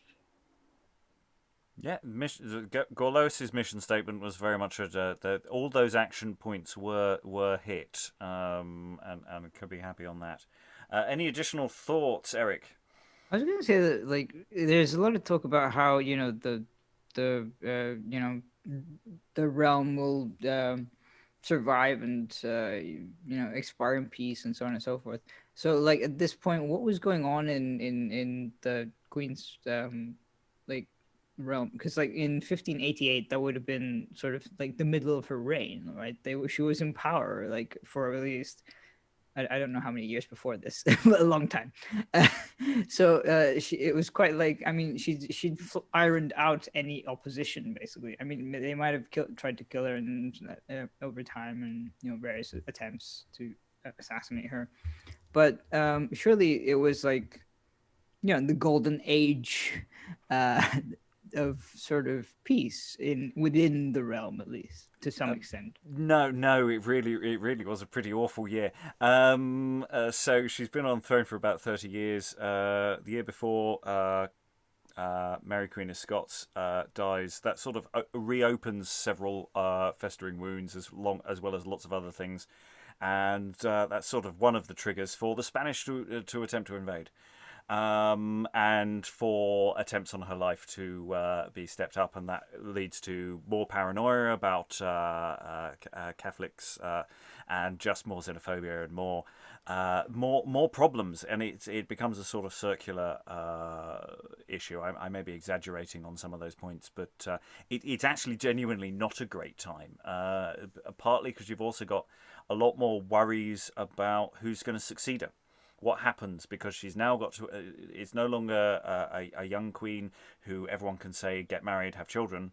We're now getting to the point, well, who is the other person going to be who the realm is going to be handed to? So there's an awful lot of stuff going on there. So yeah, it's not necessarily a great time to be making this speech before the Queen. Which is probably why it wasn't used. Which is probably why the actor who said it said something else that he wrote. Any additional thoughts before we read that? I'm fully expecting in the comments updates on anything I just got wrong in what I was saying out loud. Not technically a historian, but that's, I think, broadly speaking, the outline of what's going on. Okay, so we have 2 more Gorlois speeches. Basically, the chap who played Gorlois. I'm going to ask somebody else, a couple of other people, to read Gorlois's other speeches. I love this bit. So hereafter follow some such speeches as were penned by others and pronounced instead of some of the former speeches penned by Thomas Hughes. So this first one, a speech penned by William Fulbeck, gentleman, one of the Society of Gray's Inn, and pronounced instead of Gorlois, his first speech penned by Thomas Hughes, and set down in the first scene of the first act. So this speech is from the very beginning of the play. It's a replacement for what should have been said. I'll ask Alex, would you like to essay some Gorlois, please? I'd love to. Electo, thou that hast excluded me from fields Elysian, where the guiltless souls avoid the scourge of Rhadamanthus's ire, let it be lawful, if I am removed from blessed islands to this cursed shore, this loaded earth, where Arthur's table stands, with ordure foul of harpies fierce disdained, the fates and hidden secrets to disclose, of black Cocytus and of Acheron, the floods of death, the lakes of burning souls, where hellish frogs do prophesy revenge, where Tartar sprites with careful heed attend the dismal summons of Alecto's mouth. Myself, by precept of Proserpina, commanded was in presence to appear before the synod of the damned sprites. In fearful mood I did perform their hest, and at my entrance in the enchanted snakes which wrapped themselves about the Furies' necks did hiss for joy, and from the dreadful bench the supreme Fury thus assigned her charge. Gorlois, quoth she, thou hither must ascend, whence through the rancour of malicious foes, wearied with wounds, thou didst descend to us. Make Britain now the mark of thy revenge. On ruthless Britons and Pendragon's race disburse the treasure of thy hellish plagues. Let blood contend with blood, father with son, subject with prince, and let confusion reign. She therewithal enjoined the dusky clouds, which with their darkness turn the earth to hell, convert to blood, and pour down streams of blood. Cornwall shall groan, and Arthur's soul shall sigh. Before the conscience of Guinevere, the map of hell shall hang, and fiends shall rage, and Gorlois's ghost, exacting punishment with dreams, with horrors, and with deadly trance, shall gripe their hearts. The vision of his course shall be to them as was the terror vile of flaming whips to Agamemnon's son. And when the trumpet calls them from their rest, Aurora shall with watery cheeks behold their slaughtered bodies prostrate to her beams, and on the banks of Camelot shall lie the bones of Arthur and of Arthur's knights, whose fleet is now triumphing on the seas, and shall be welcomed with a tragedy. Thy native soil shall be thy fatal gulf. Arthur, thy place of birth, thy place of death. Mordred shall be the hammer of my hate, to beat the bones of Cornish lords to dust. Ye ravening birds under Calino's power, I do adjure you in Alecto's name, follow the sword of Mordred where he goes. Follow the sword of Mordred for your food. Aspiring Mordred, thou must also die, and on the altar of Proserpina thy vital blood unto my ghost shall fume. Heaven, earth, and hell concur to plague the man that is the plague of heaven, earth, and hell. Thou bidst, Alecto, I pursue my charge. Let thy Sarasti whistle in mine ears, and let the bells of Pluto ring revenge. Okay, I'm liking William Fullback a lot, and you know what I really hoped happened was it's performance time. It's the first possibly only performance of this play before the Queen, and Hughes is, I don't know if he was in it or is it just sitting there. Wait, all the Queen's watching. Oh, this is going well. Gorlois comes out and he just goes, "What the." I really quite liked actually a lot of that. I mean, it's bonkers, some of it. Not necessarily any more or less bonkers than the other, but where hellish frogs do prophesy revenge. I want to hear those frogs. What are they doing? And let the bells of Pluto ring revenge. I mean, I thought that was rather fun. It's doing a very similar job to the opening speech. It's sort of painting the outline of the plot and the images in possibly a slightly more effective way. Actually, I thoughts from the room for those who were here last time in terms of attempting to do a compare and contrast. We don't have to, but yeah, we've got choice here. You see, which one do we want to go for if we want to do this, chap? Preferences, opinions, Liza. You're muted. You're muted. Alex's hand was up too, and he just spoke this, so I would like to hear from him first. Okay, Alex. I wasn't going to say anything particularly sort of penetrating or insightful, just that I think it's a glorious speech. I mean, it wouldn't be out of place in a panto, to be honest. It's so kind of, I'm the villain, I'm setting this plot in motion.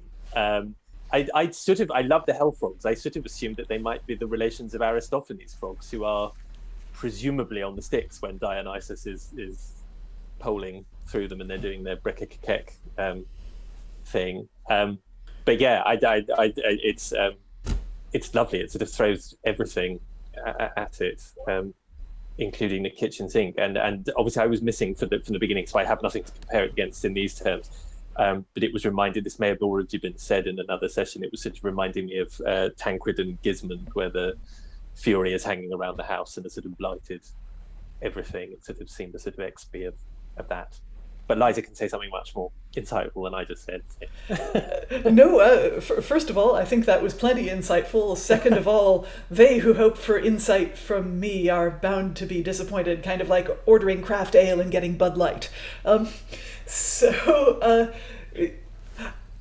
The one thing, I mean, that speech does work very well, and I love the sort of blood and thunder aspect of it. The first speech that we read 2 days ago, what that speech does that the one we just heard does not, and I don't know if this is a good or a bad thing, is that speech, the initial speech refers to some plot elements. It doesn't explain them. The chorus do that a bit later. It doesn't explain them, but it refers to them. It refers to the adulterous begetting of Arthur on Gorlois' wife, Igerna, and it talks about Guinevere's adultery. So it gives that justification for the curse on Arthur, whereas the one we just heard reads much more straightforwardly as revenge. What I might do if I were in charge, which I don't know if I will ever be, but if I were, I might move the first chorus scene that explains that plot a lot more clearly to the top of the play before Gorlois' speech, and then have either of these two, Gorlois' speech, or maybe yet the third, which we haven't heard, and then have either of those two speeches after it, so that we get a clearer sense of why Gorlois is angry and why he's able to invoke the Furies, who only... oh, I love that book. Yes, it's a harpy. Excellent. I love that book so much, everyone should read The Last Unicorn. Seriously, read it. Anyway, I got distracted. Speeches, good. Plot, also good. Yes. Yeah, Bud Light, see what I mean? Yeah, I like the idea that doing more perhaps with the chorus and with this revenge figure being a constant presence, and that they're in counterpoint with each other in some way, that, you know, we've got enough material here to do some interesting things with that, and in conversation with what's happening with Dumbshows and music and visual elements. So I really like all of that. That's really nice. Briefly, other thoughts, Eric? I was just amused by, like, because listening to it without looking at the script is quite like going, you know, you just hear hell and then blood, hell, blood, and it's like, I mean, it's obviously got a lot more elements than that, but it's very sort of revenge. Yeah. Yeah, I mean, it's that thing of sometimes by trying to explain the plot in detail, you make it harder for people to get the plot. I wonder if he just goes, right, all you need to know is that Arthur is cursed, revenge, blood, death. And that actually the actor just went, you're trying to explain too much, just don't try. And I wonder about that. I don't know if he's right. Again, we haven't done a proper compare and contrast on these. We could do a lot more work on that. Rachael? No, I was just going to say hellish frogs. I really like that. I really like that line. The first speech, they're both just so different from each other. The first one is just written so rhythmically that you get into this thing that it is like there's drums and thunder, and he's really rising out. And this is so descriptive, and it's very much like, I'm trying to what do you call it? Milton. That book by Milton. I don't remember the big epic poem. Paradise Lost. Paradise Lost. Yes. It sounds like this is taking, like, it's like imagery. Like, I imagine I'm being read Paradise Lost from this, and then I was just holding this up because this is supposed to be the Harpy Solano, but the camera's not going to focus on it because it's a camera. But yeah. But it's got lovely. I mean, I say lovely. The ravening birds follow the sword of Mordred. Mordred. There's these things following Mordred. Liza. Yeah, and we've just had 3 Furies, not Harpies, I think, but 3 Furies, close enough, in the opening Dumbshows, so they could stay on while Gorlois gives his speech, and he could actually physically command them forth. That could be fun. Okay, we have one more speech, which is the one other speech, penned by the same gentleman, that's William Fulbeck, and pronounced instead of Gorlois his last speech. He basically just wrote his own dialogue. He just went, I'm not having this. Penned by Thomas Hughes, and set down in the second scene of the 5th and last act. So basically the Gorlois speech we've just done, Eric just did. I'll ask David if you could read this one this time. So we've just heard this Gorlois. This was all the Virgo stuff. Let's see what Gorlois says in what was actually performed before the Queen. Death has his conquest. Hell hath had his wish. Gorlois his vow, Alecto her desire. Sin hath his pay, and blood is quit with blood. Revenge in triumph bears the struggling hearts. Now, Gorlois, pierce the craggy rocks of hell, through chinks whereof infernal sprites do glance, return this answer to the Furies' court. That Cornwall trembles with the thought of war, and Tamar's flood with drooping pace doth flow, for fear of touching Camel's bloody stream.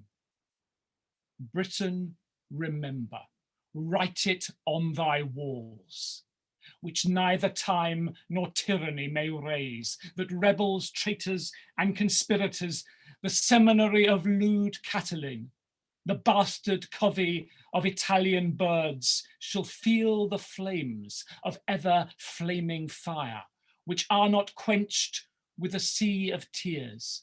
And since in thee some glorious star must shine, when many years and ages are expired, whose beams shall clear the mist of miscontent, and make the damp of Pluto's pit retire. Gorlois will never fray the Britons more, for Britain then becomes an angel's land. Both devils and sprites must yield to angels' power, unto the goddess of the angels' land. Vaunt, Britain, vaunt of her renowned reign, whose face deters the hags of hell from thee, whose virtues hold the plagues of heaven from thee, whose presence makes the earth fruitful to thee. And with foresight of her thrice happy days, Britain, I leave thee to an endless praise. Besides these speech, there was also penned a chorus for the first act and another for the second act by Master Francis Flower, which were pronounced accordingly. The Dumbshows were partly devised by Master Christopher Yelverton, Master Francis Bacon, Master John Lancaster and others, partly by the said Master Flower, who with Master Penruddock and the said Master Lancaster directed these proceedings at court. This has been the BBC Home Service. Sorry, I just went into pure credits continuity announcement reader voice there. Yeah, I love it when you get these credits at the end. So you get these sort of director credits for the Dumbshows. That they've been devised by various people. And have assisted in getting them ready for the court. So not necessarily a director as we might know it today, but perhaps more a choreographer as their Dumbshows. But Liza. Yeah, and I'm of course intrigued to see Francis Bacon's name here. He'd have been in his 20s, I guess, and a member of Gray's Inn when this was happening. So that tracks, and I guess the many hands that partly devise the Dumbshows sort of explain their tangential relationship and their very symbolic relationship to what's going on in the rest of the text. Yeah. Britain, remember. Yeah, you will not. You shall feel the flames of ever flaming fire, which are not quenched with a sea of tears.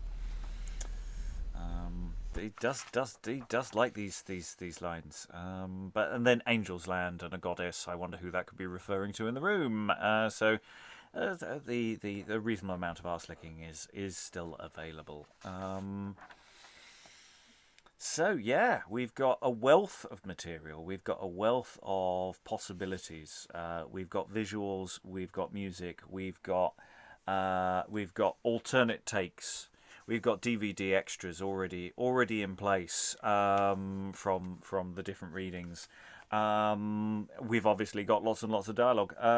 What do you want to do with this? This is always all just material, so we're into very much final thoughts around the room. Anyone got any final thoughts about what they might like to do with Arthur? Greg, what do you want to do with Arthur? I'm sorry, that's not repeatable.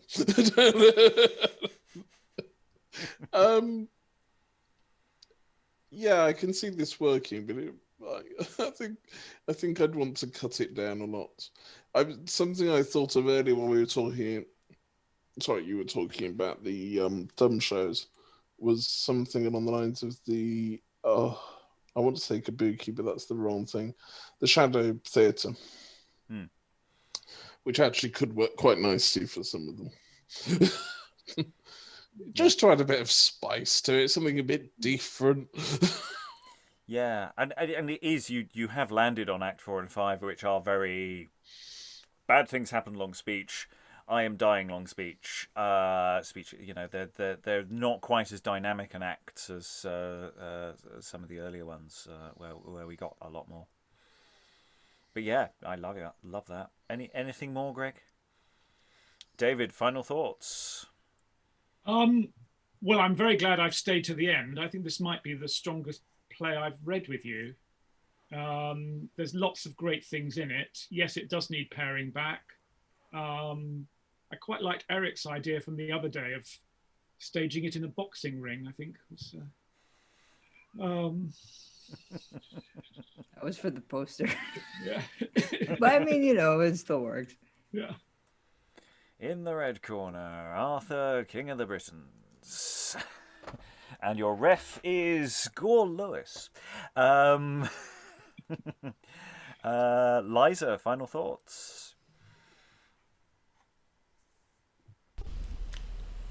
Well, I do like the writing in this play more than I remembered I did. I think the verse is very well written. I think it needs good. If it were played for a paying audience, it would need very, very good actors to carry off the stakes, the personal stakes of all the debating and storytelling, to make that feel not just like verse, but like real things happening to real people that have real consequences. But if you could find those actors, I think that would be a fantastic thing. Oh, I think we should try it with some terrible actors. I'd love to see what would happen. I've seen it. It wasn't pretty. Keep it broadcastable. Eric, final thoughts. Yeah, I think it's one of those plays where it kind of you get to the end and it's like, okay, what just happened? Like, we've had the Civil War going on, and it kind of like all the emotion has gone kind of out of it, because you've had 2 acts of Arthur sort of procrastinating about doing it, and then doing it, and then regretting doing it. But I don't know. I guess that's Arthur for you. I don't know. I also have to say that I think I preferred the first speech from the play, the original intended Act 5 C2 speech. Maybe that's just because I read it, but it just seemed a lot more less hell and brimstone and fire, but like sort of okay, let's wrap it up, but like properly, kind of. I don't know. Yeah, I think to be fair, Thomas Hughes, his own speeches have a great deal more dramatic integrity, whereas you do get the impression that this actor has just really written himself some blood and thunder stuff. It's not qualitatively as good, I think, but it's got some great lines, and I'm very glad we read it. And maybe a bit of mixing and matching is indeed possible. Alex, again, stepping in for this last session. Final thoughts? I don't know that I've got anything particularly insightful. I have to admit that I struggle with Arthuriana. It's not really my period, and I've never sort of been in love with the whole Arthur myth. Compared to Greek myth, I'm not massively into it. It's interesting, principally to me, reading this, that there's all those things about sort of empire and Liza sort of talking about that, looking forward to imperial Britain in the play. And civil war, the line struck me about a nation hurt and ne'er in case to heal, which sort of like feels like where we are at the moment, to be honest, or on the brink of it. And I think there are interesting things that you could do with it. I think it's quite striking because sort of we tend to associate Arthur nowadays with the whole Guinevere Lancelot love triangle. I first encountered Arthur through Camelot the musical, which is all sort of sickly chocolate box, and then the jolly song for Mordred at the end. So it's quite a stark contrast to that. It sort of reminded me that there was that terrible gritty film they made of Arthur a while back. I think it had Keira Knightley or someone terrible in it, but like a good version of that, sort of doing the sort of gritty civil war bit of it, but well acted. Unless you use terrible actors, of course. Yes, it's nice. It doesn't feel very Arthurian as we think of it, and I have to say I really respond to that. I like that very much. Rachael, final thoughts? You've been very much a champion for the play so far. Are you still on board? Yeah. I feel like this play kept a lot of momentum from beginning to end. It probably is a little long. I don't know how you would solve that. I liked Thomas Hughes' original, Gorlois's speeches, and the guy who improv'd those lines. I liked his improv, but I preferred Hughes's stuff. And yeah, I think this is my favorite out of what I've done. Since I started reading with you guys, there's just something about this. I don't know, that the chemistry he writes between the characters. I think more than actors being strong or weak, it's just if you found two people who had, great chemistry between, playing Conan and Mordred, and playing Arthur, and some of these other people with the chunky roles. I think you'd be hitting home runs. Yeah, there's so much to say. So I can give you a precise performance date. Actually, I've just found it. So performed by the Gentlemen of Gray's Inn at Greenwich Palace on Wednesday, the 28th of February, 1588. There was a large scaffold with partitions and things, and some costumes. May. There's a big May here. May have been made from cloth of gold, supplied specifically for it. So some of this might have looked fabulous, and as it should do. I'm really struck. I mean, all of the things that, it's all coming from Roman sources, but it just feels so Greek, actually. It feels... My touchstone for staging this is thinking about some of the modern productions I've seen of some Greek tragedy, and I keep throwing in, things like Seven of Thieves, which is not an easy play to stage, but also lots of others. We've mentioned the Oresteia. There's a teeny bit of Antigone, and these are plays where yes, there's debate going on. Yes, there's lengthy chorus sequences, bits which should involve dancing. or physical theatre, but are still perfectly stageable today. And the other element I really want to lean into is, of course, we're looking at alternative history sequences and alternative views of history, and this fits into our wider look at history plays. And this is again another very different history play, and to a degree, this is history.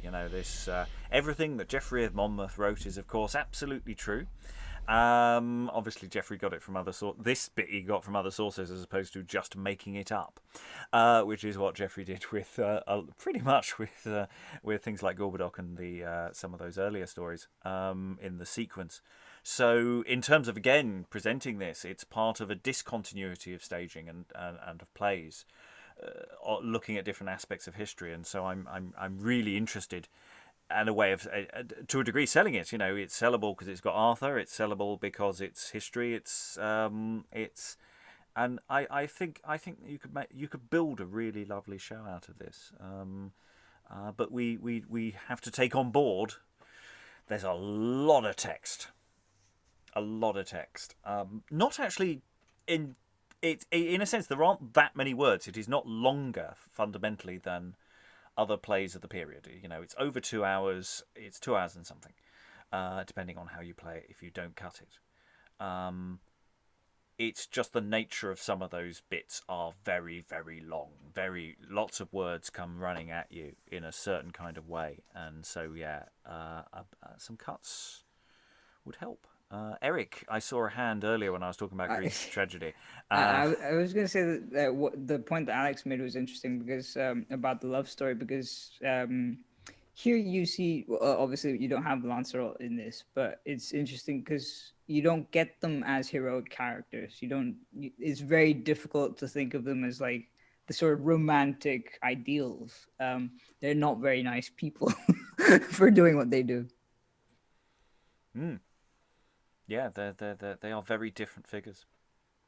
Any other final thoughts before I close the session any second now? Right, well, that's it for the Misfortunes of Arthur. Arthur is dead. No, he's definitely dead. He's dead. Okay, I'm sorry if you think he's gone off and there's a sword and water. No, he's just died. He was in a massive battle. He's just murdered his own son. His wife's been, it's all down. It's over. It's over. Okay, move on. Yeah, we don't get a resolution as to what happens to Guinevere. Nunnery. I think that we saw a very peculiar practice, flock of nuns in the Dumbshows. So I think that's the inferred thing. So basically, Arthur is hanging out somewhere with Elvis. No, he's dead, as is Elvis. And on that bombshell, we'll close the session. Thank you very much, all the readers here, and all the Arthurians who I've just really, really annoyed. Farewell!